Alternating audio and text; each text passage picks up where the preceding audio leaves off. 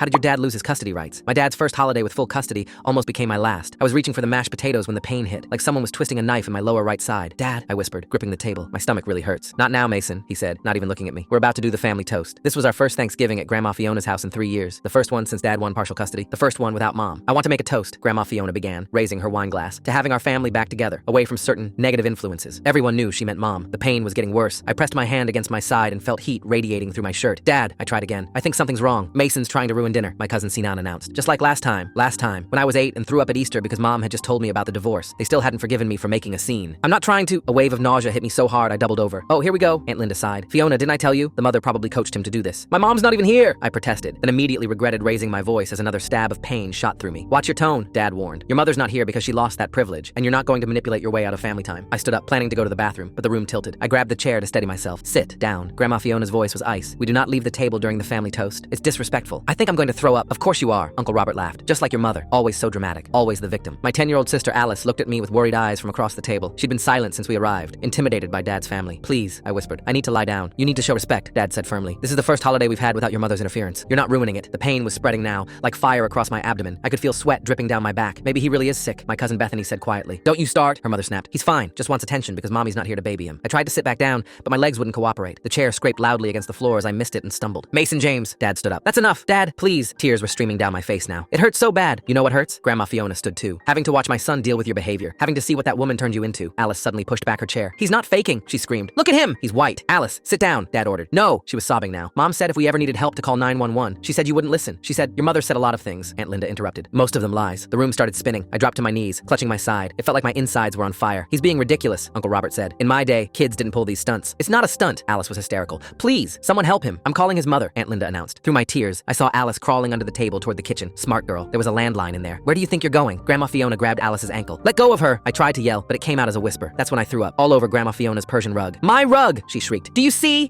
what these children are? Just like their mother, someone muttered. The pain was unbearable now. I curled into a ball on the floor, shaking. Get up, Dad said coldly. You're embarrassing me. I can't. Everything was going dark around the edges. Alice bit Grandma Fiona's hand and ran for the kitchen. That wild animal bit me! Someone stop her, Dad shouted. But Alice was already dialing. I could hear her screaming our address into the phone. Hang up that phone! Dad roared. No! Alice sobbed. You're letting him die, just like Mom said you would. What did that woman tell you? Grandma Fiona demanded. But that's when I started convulsing. Real, violent shaking that I couldn't control. Oh my gosh, someone whispered. He's having a seizure. That's not fake, Bethany said, her voice shaking. Finally, I heard Dad's voice crack. Call 911, now! The last thing I remember was Alice's small hand in mine and her whispering, I'm sorry, Mason. I'm so sorry. Mom said to be brave. She said she loves us. Then everything went black. I woke up after emergency surgery. My appendix had burst. The doctor said if we'd waited another hour, I might not have made it. The infection had already started spreading. Dad couldn't look at me. He just kept saying, I didn't know, over and over. But Alice knew, Mom knew, and we were going to destroy him. Full story on channel, link below.